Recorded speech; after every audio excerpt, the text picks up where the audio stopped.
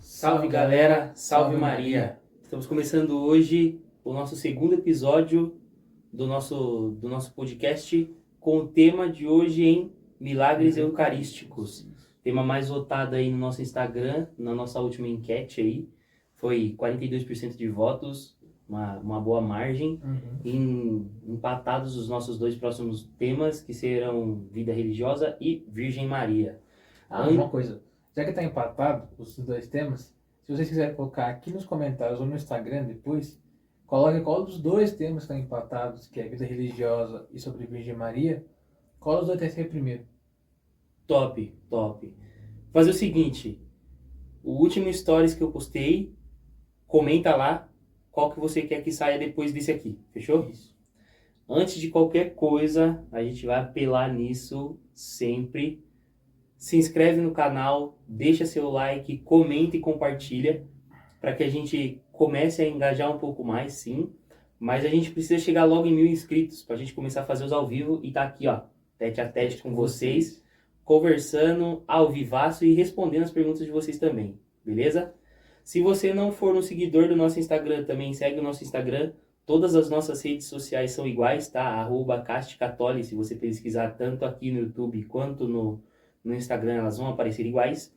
E o nosso tema de hoje, como já dissemos, Milagres Eucarísticos. Tema top, tema muito bom a ser abordado. Antes de nós abrangermos um pouco mais quais são os milagres eucarísticos que nós vamos citar aqui, precisamos entender um pouco o que é um milagre eucarístico. E um milagre eucarístico nada mais é um milagre que ocorre dentro da liturgia eucarística na missa, no momento da consagração da hóstia, aonde a hóstia, ao ser consagrada, ela se transforma em carne e sangue do corpo de Cristo. Certo? Certíssimo. Esse fato nós chamamos de transubstanciação. Propriamente, como já falou, o João já falou, o milagre eucarístico é só uma afirmação disso, basicamente. Por incrível que pareça, a maior parte dos milagres eucarísticos, ou todos eles, são porque ou o padre não acreditava na hora da consagração, ou algum fiel, algum participante na missa também não acreditava, e através disso ocorreu esse milagre da transubstanciação, milagre eucarístico. Que é interessante a gente pensar que é nada mais, nada menos do que uma comprovação física daquilo que a gente acredita espiritualmente. Isso é verdade. Top. Primeiro milagre, né? Para a gente começar os nossos relatos, é muito interessante e acredito que seja crucial a gente começar por ele, milagre de Lanciano na Itália. Milagre que se ocorreu por volta de 730 a 750, se eu não estou enganado, depois de Cristo, numa cidade da Itália, por conta de um sacerdote da igreja que ele não acreditava que a hóstia consagrada junto com o vinho dentro do cálice era, em transubstanciação, corpo e sangue de Cristo. Né? E no momento em que ele faz a consagração, né, o milagre acontece e o sangue que é derramado da carne que se transforma a hóstia, ele escorre pelo braço do sacerdote e ele vê e acredita.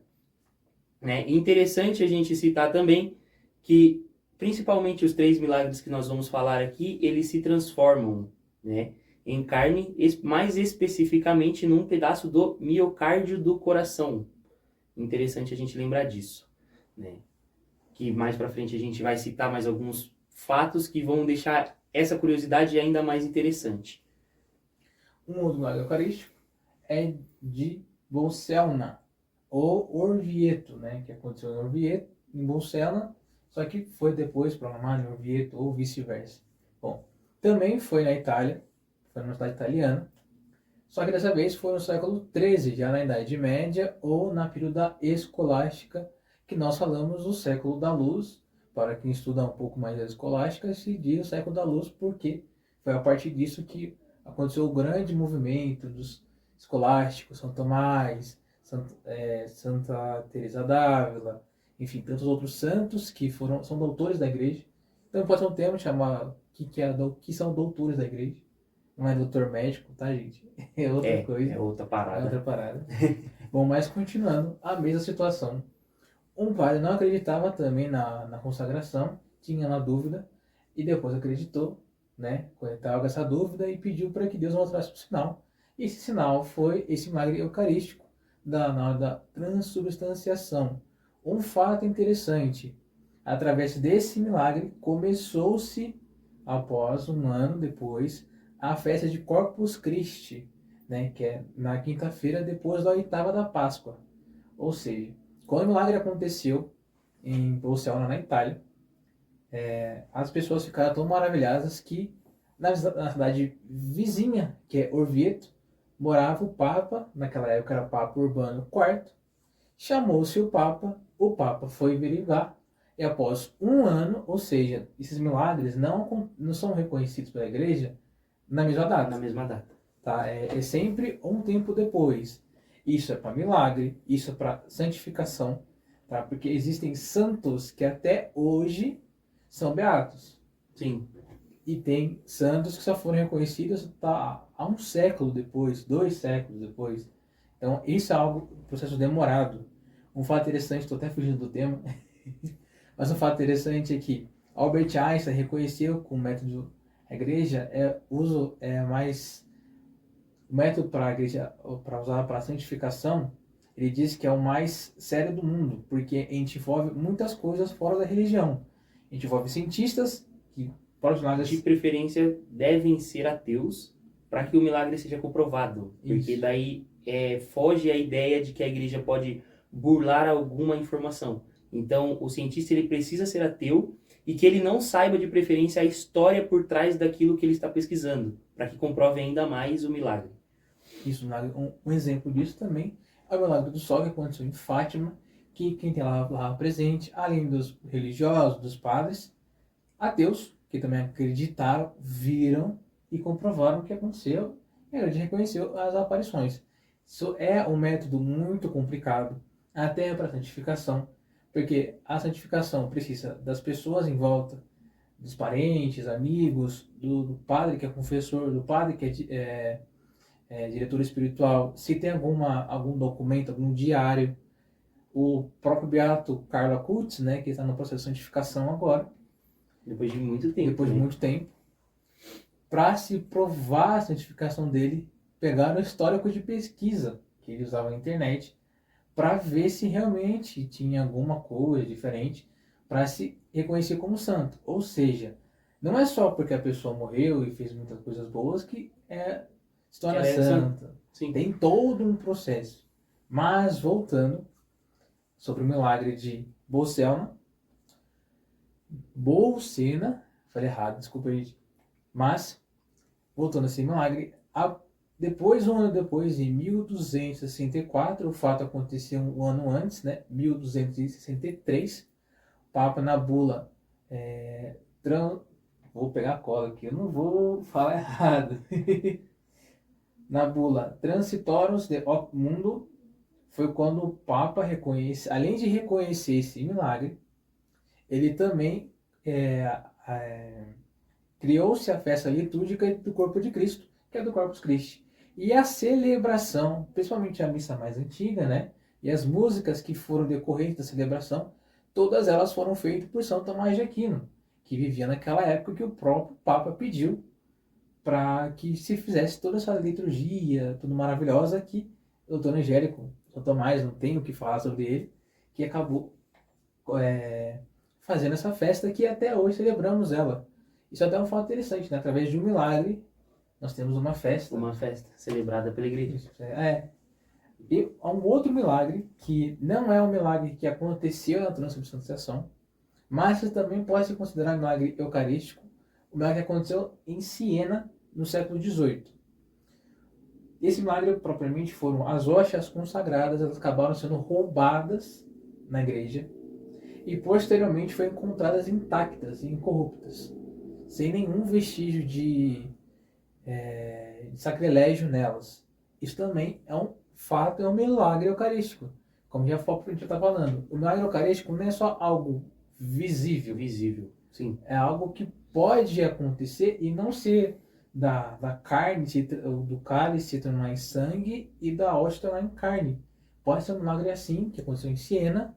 Obviamente que os mais famosos são realmente de Lanciano, de Bolsena, que aconteceu também, né? Então, seria mais esse um próprio outro tipo de milagre. Falando rapidinho, uma coisa que eu acabei esquecendo de comentar no milagre de Lanciano, né, para a gente entender um pouco sobre esse tempo de pesquisa para que realmente seja comprovado um milagre. O milagre de Lanciano ele foi por volta de 730, 750, como a gente disse, mas a comprovação e realmente o reconhecimento pela igreja, ele veio a partir de 1174, que daí foi quando retiraram novamente todas as amostras, foram feitas todas as pesquisas novamente, e a partir dali a igreja conseguiu reconhecer de fato que isso foi um milagre eucarístico, né? Então, foram muitos e muitos anos depois, a gente pode ver que de 700 a 1100 tem uns aninhos aí de diferença, Quase né? 3 séculos de diferença.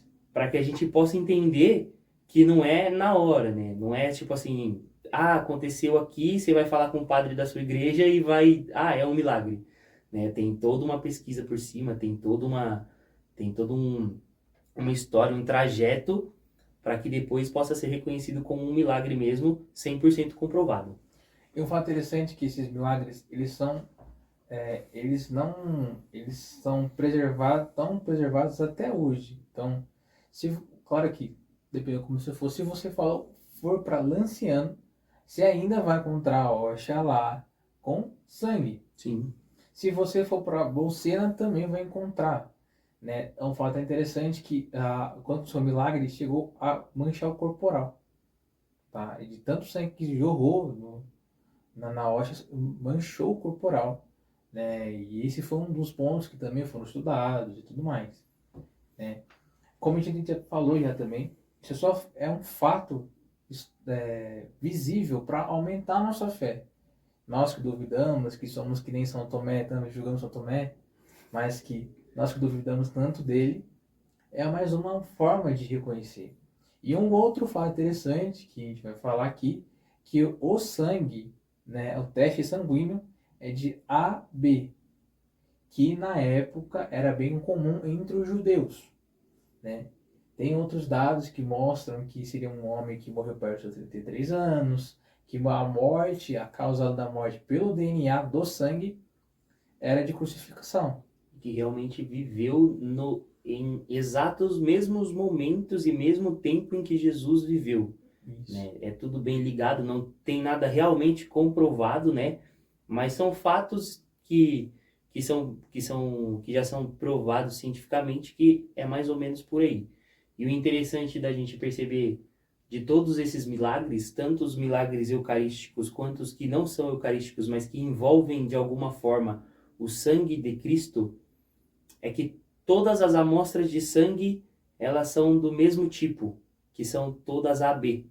Tanto é que a amostra de sangue coletada no milagre de Lanciano, se não me engano, ou no de Bolsena, em algum dos dois, a amostra do cálice de AB, ela foi comprovada que ela tem o mesmo tipo de amostra, até com os mesmos DNAs parecidos, com o que a gente tem do Santo Sudário.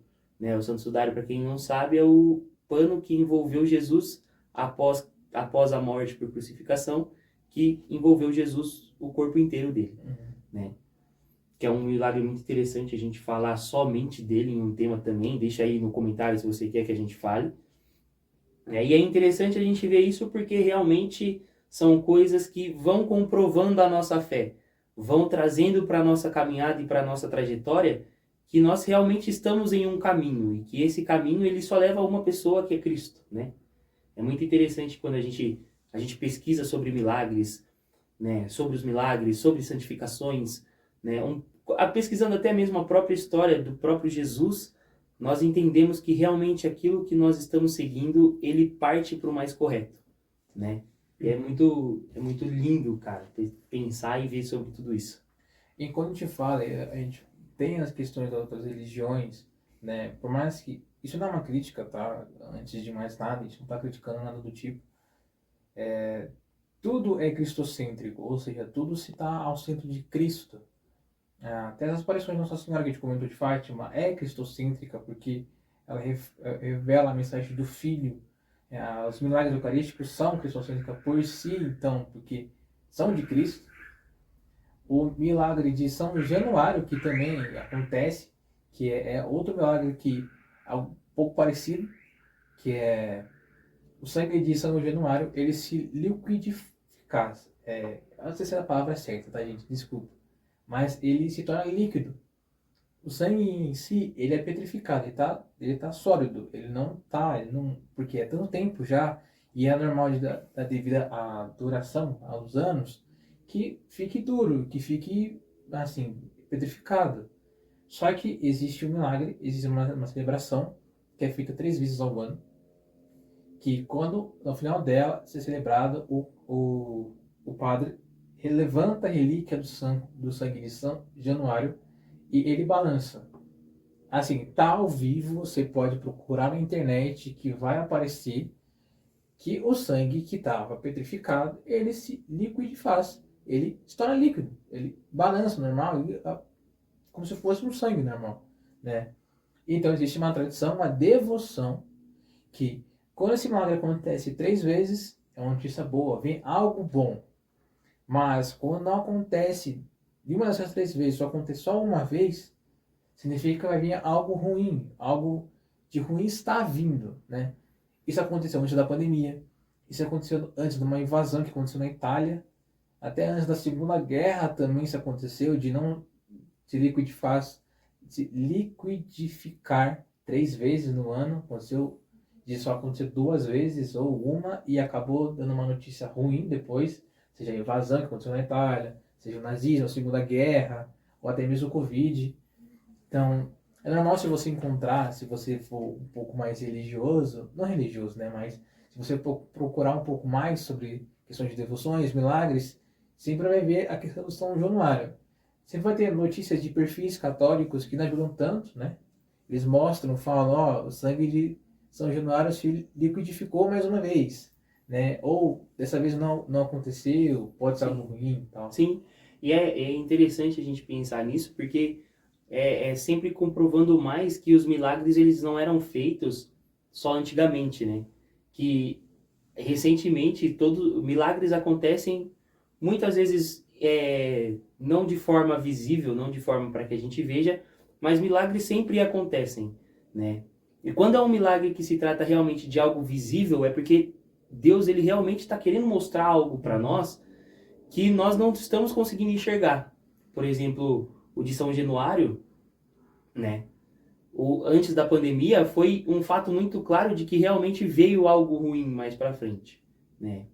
E a gente podendo entrar, né, no nosso tema de milagres eucarísticos, a gente pode citar um milagre, não digo tão recente, porque já fazem menos de 40 anos, que é o milagre de Buenos Aires, né? Que também foi um milagre eucarístico que aconteceu em Buenos Aires e aconteceu 3 anos, e em 3 anos pares. Isso, foi isso, né? Na década de 90, os anos 92, 94 e 96.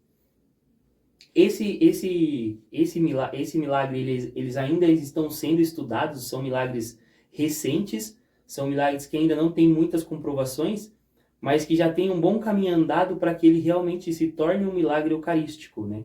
A gente não conseguiu muitas informações sobre, mas é uma prova de que está aí, de que Deus ele está ali realmente nos mostrando algo que nós, pela nossa, não digo nem por incapacidade, mas por sermos tão leigos, tão, né, muitas vezes tão desligados, vamos colocar entre aspas assim, ou até mesmo ignorantes, né, pela ignorância também, que a gente não consegue ver, né, algumas coisas que passam despercebidas aos nossos olhos, que eu tenho o costume de falar que às vezes Deus esfrega na nossa cara. Né? E é muito interessante, cara, muito interessante. Enquanto a gente pesquisava um pouco sobre o nosso tema de hoje durante essa semana, né, para que a gente viesse conversar com vocês aqui, A gente encontrou muita coisa, muito conteúdo que eu posso ser sincero, eu mesmo não conhecia de muita coisa, né? E quando a gente se aprofunda mais, quando a gente pesquisa mais e conhece mais, a gente vê que realmente Deus ele fala com a gente de inúmeras formas. E que quem tem que estar preparado para poder ouvir, para poder enxergar as formas que Deus tem para nos mostrar muita coisa, é a gente mesmo. Então, fica ligado aí, galera, porque Deus fala com você em qualquer momento. É. É algo que o próprio Santo Agostinho fala, quanto só se ama aquilo que se conhece. E é verdade, quanto a gente mais estuda, quanto a gente mais aprende, a gente mais ama, a gente realmente começa a entender a nossa fé, né? Isso é só um complemento da nossa fé. É que para nós criamos mais, né? Estava o catecismo aqui na frente, e no catecismo fala que o homem, a sua alma, por si própria, quando é criada voltado para Deus. Então, nós buscamos a Deus a todo instante. Obviamente que tem pessoas que colocam Deus em outras coisas, né? Sejam bebidas, drogas, festas, enfim. Mas é sempre voltado para Deus. É algo impressionante, por assim dizer. Sim, sim. Porque tudo se volta a Deus, né? É como a gente conversava no grupo no domingo, que quando você realmente conhece o verdadeiro amor, tudo se volta a Deus, da sua vida até o seu trabalho e qualquer coisa que você faça, porque realmente você conhece aquilo que você ama verdadeiramente, né? E é sempre muito bom quando a gente conhece mais e é muito gratificante, né? Conhecer um pouco e entender tudo o que aconteceu, principalmente por nós, né? Mas acho que Acho que por hoje é só. É um vídeo um pouco mais curto, porque é um tema muito delicado, e se a gente fosse abranger muito, são mais ou menos uns 130 milagres eucarísticos que são reconhecidos pela igreja, né? Nós temos milagres, o mais antigo é o de Lanciano, mas nós temos milagres até na Alemanha, mais ou menos no ano de 1124, 1125 ali, que é interessante que foram feitos muitos milagres entre anos de 1100 a 1120, e o milagre de Lanciano ainda não tinha sido totalmente reconhecido como um milagre oficial. isso é verdade. Né? Bom, galera, por hoje é só um vídeo um pouco mais curto, um episódio um pouco mais sequinho, mas com muito conteúdo. Não esquece de compartilhar, seguir a gente se você ainda não segue, se inscrever no nosso canal, deixar o like, comenta e compartilha com um amigo, pode ser da sua igreja, do seu grupo de jovens ali, para que a gente realmente chegue a 1000 inscritos e possa fazer os ao vivo conversando com vocês, fechou? Não esquece de comentar no meu último stories lá, no nosso último stories do Instagram, qual é o tema que você quer que saia primeiro. Estamos entre vida religiosa e Virgem Maria, hein? Comenta com a gente lá, a gente vai estar interagindo com todos vocês, respondendo todos os comentários também. Fiquem com Deus, salve Maria! Se vocês também quiserem, antes de terminar o episódio, se vocês quiserem colocar algum outro tipo de tema, que não seja os dois, de vida religiosa ou sobre a Virgem Maria, que colocar, eu quero saber sobre o catecismo que está aqui na frente, esse aqui é o catecismo. Pode ser um vídeo também, não tem nenhum problema, tá? Mas votem lá, deixem suas opiniões, não se esqueça, coloca no comentário aqui se você gostou do vídeo, se você não gostou, também coloca, por favor. Mas não coloca criticando, não. Coloca o que a gente pode mudar aqui, por favor. Isso, verdade. Se inscrevam no canal. A maior parte das pessoas que estão assistindo aqui o vídeo não é inscrita. A gente pede encarecidamente que se inscrevam no nosso canal, participem, né? Para que a gente possa conseguir fazer nosso primeiro ao vivo, nossa primeira live, né? Para que a gente possa responder vocês, tete a tete, conversar, tirar dúvidas ou dar risada de comentários, como falando que não tinha só das cachorro-quentes, que a gente viu. Interagir com vocês aqui, ó, de ladinho. Eu e vocês juntinho aqui, ó, como se você estivesse aqui sentado na mesa com a gente. Olha que da hora. Isso. Se você vai falar, chama tal pessoa pra vir pra cá, também coloca nos comentários. A gente vai gostar muito, tá? É isso, fique com Deus.